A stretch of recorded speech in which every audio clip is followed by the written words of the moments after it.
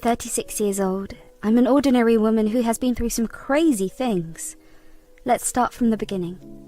Josh and I met in college. We were inseparable, and after a few years of dating, we got married. Our married life began happily. We had so many dreams of a wonderful future together, but things changed when we decided to have kids. When I held our first child, I felt so overwhelmed with love and joy. The same happened with our second child, 3 years later. But with the joy came more responsibilities, and that's when my relationship with Patricia, Josh's mother, started to shift. Josh was always his mother's pet, as his father left them when he was very young. My husband's mother, Patricia, was an overbearing presence in our lives. I can't help but say that she affected our relationship in all the wrong ways. Patricia had a way of putting herself into every part of our lives. As a result, Josh and I struggled to really have some time together without his mother being there or knowing of it. She believed that she should always come first, even before our own family. Patricia's constant complaints and demands put a lot of pressure on Josh. She would guilt him into spending more time with her. She would tell him that he was ignoring his duties as a son if he didn't prioritize her over everything else. It obviously put Josh in a tough spot. He had to pick between being a good son and being a good husband and father. In my opinion, the choice should have been very easy, but I let go at the time because I loved him and I wanted him to be happy. Unfortunately for me, Patricia's influence on Josh made him distance himself from me and our kids. He would leave me alone for long periods. He would constantly find any excuse to be out of the house. I had to take care of everything by myself. Obviously, this put a strain on our relationship. All I ever felt at the time was overwhelmed and ignored. I wanted a partner who would be there for me and share the responsibilities of parenting. Patricia's involvement made Josh and I argue a lot. I didn't understand why he couldn't set boundaries with his mother and put our family first. I felt like I was not a priority in our marriage. It sucked to feel like I was always competing for his attention and love. It became unbearable, and one day I talked to Josh about his behavior. This led to an argument, and we stopped speaking for a while. I can't take this anymore. You're always leaving me alone to take care of the kids while you spend all your time with your mother. It's not fair to me or our children. What are you talking about? My mum needs me. She's been through so much and I want to be there for her. I'm not denying the fact that your mother went through a lot. But what about us? What about our family? We need you too. It feels like you're choosing her over us every single time. That's not true. I love you and the kids. But my mum is important to me. I can't abandon her as my dad did. I'm not asking you to abandon her, babe. I just want you to find a balance. We're your family too, and we need your love and support. You're being too demanding, Carla. I can't believe you're making me choose between you and my mother. You're supposed to support me no matter what. It's not about choosing. It's about finding a way to be there for both of us. I feel like I'm drowning in responsibilities while you're off catering to your mother's every need. You're exaggerating. I can't believe you're being so selfish. I'm doing my best to keep everyone happy, but it's never enough for you. It's not about keeping everyone happy. It's about being a partner and a parent. We're a team, but lately I feel like I'm doing it all on my own. Maybe I'm better off without this constant pressure. Maybe I should just go and live with my mother since she appreciates me more than you do. Is that what you really want, Josh? To leave your own family behind? I thought we were in this together. But if you can't see that, maybe it's time to reevaluate everything. After some time, Josh came to me feeling sorry for what he had done and apologized. I forgave him and we hugged, hoping to move forward. But he had a surprise planned. He took me to our office where we had a beautiful world map framed on the wall.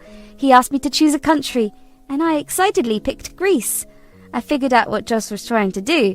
I felt happy that Josh was finally taking me on a trip. It had been ages since we'd gone on vacation, and it was just the best way to make up after our fights.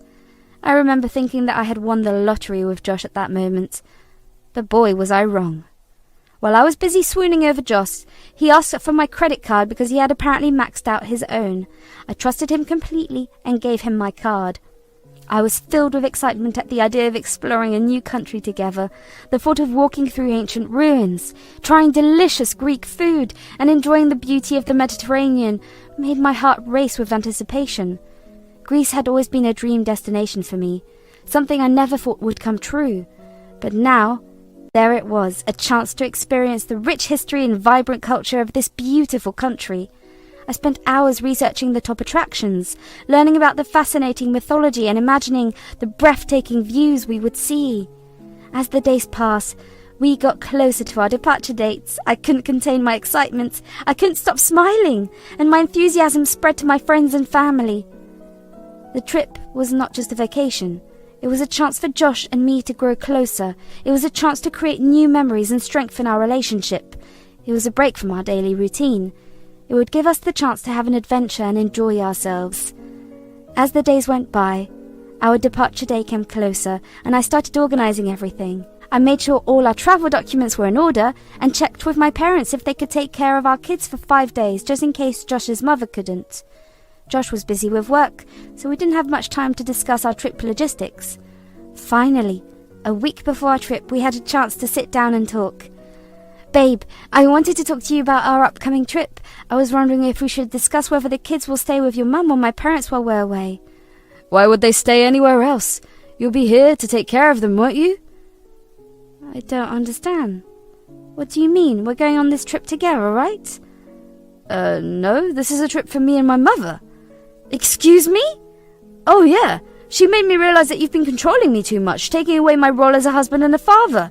She reminded me that it's a woman's duty to handle the kids in the house, not mine. I can't believe what I'm hearing, Josh.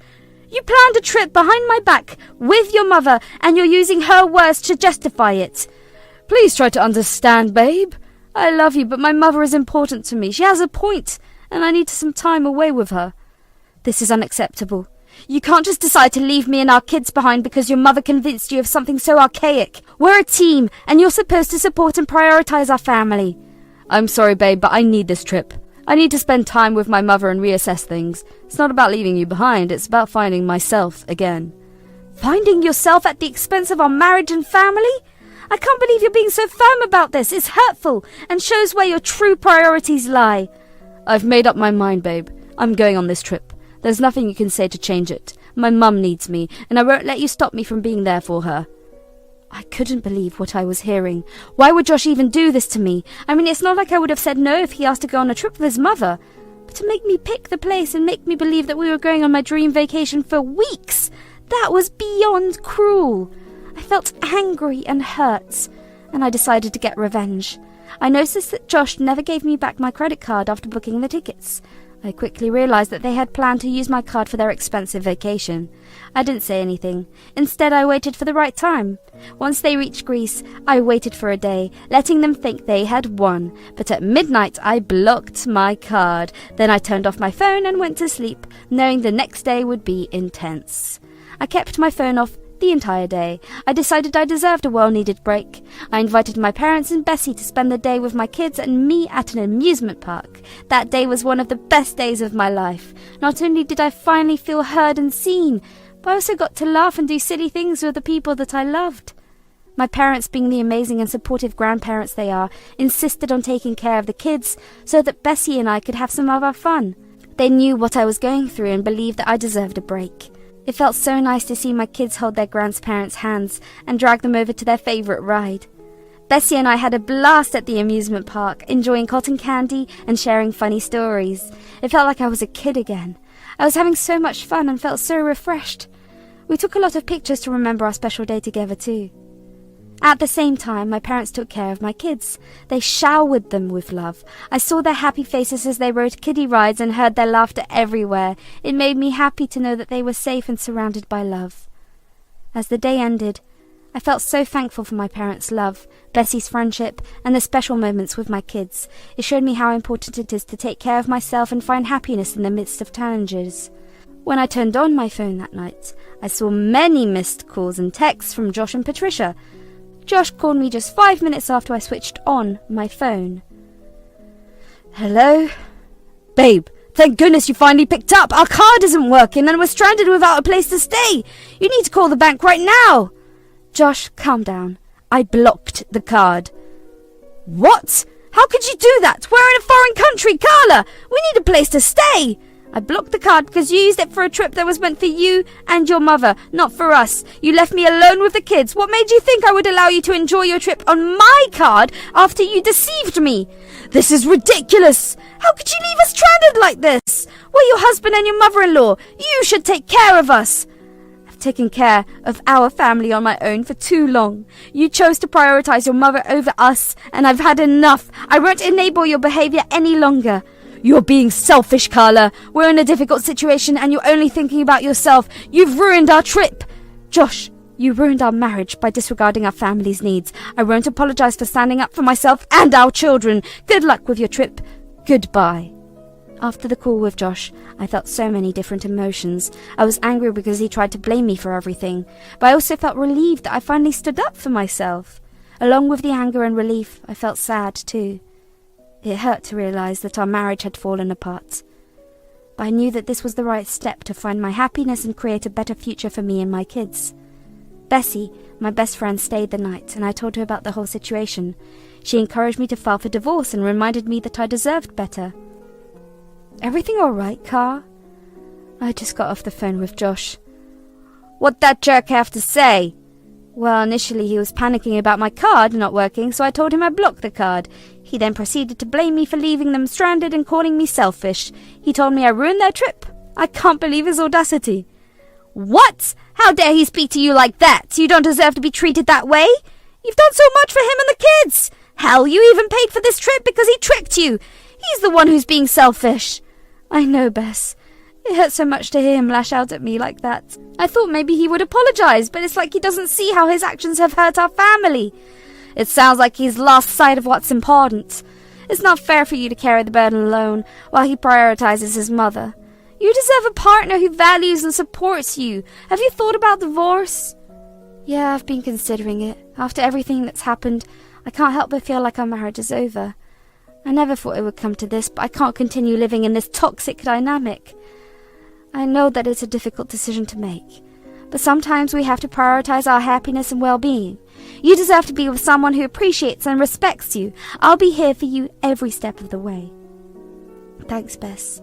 I don't know what I would do without you. Scary to think about starting over, but I know deep down that it's the right choice for me and the kids. You're strong, Car, and you have a bright future ahead. You deserve happiness, and I'll be here to support you through the process, no matter what you decide.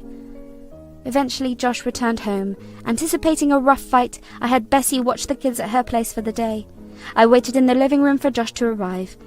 My heart was racing and my palms were sweating. I kept reminding myself that Josh messed up really badly and that I deserved better. I heard a car pull up in our driveway, and I prepared myself. Josh stormed into the house and began yelling at me. How could you embarrass me like that? Blocking the card and leaving us stranded. I had to beg my friends for money just to get through the next few days.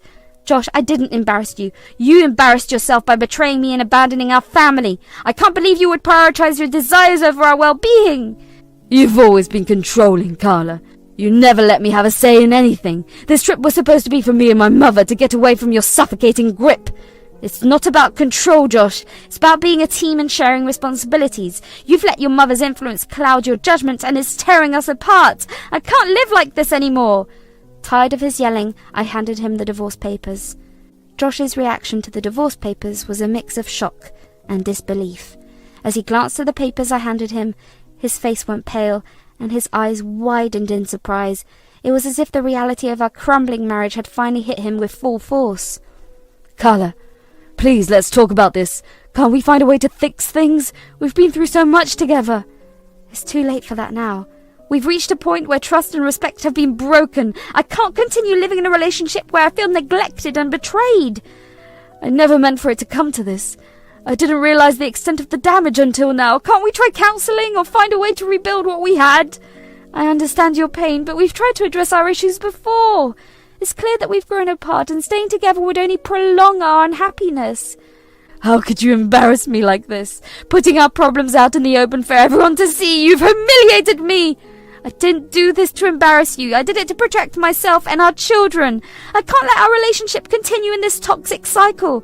I'm asking you to leave the house and come back only when you're ready to sign the divorce papers. I stood my ground, remaining calm and resolute in my decision. I had endured months of pain and disappointment, and I knew that this was the only way forward. It was time for me to prioritize my well-being and the well-being of our children. I calmly asked him to leave the house and come back only after he had signed the papers. Finally, I felt a sense of liberation and a glimmer of hope for a brighter future.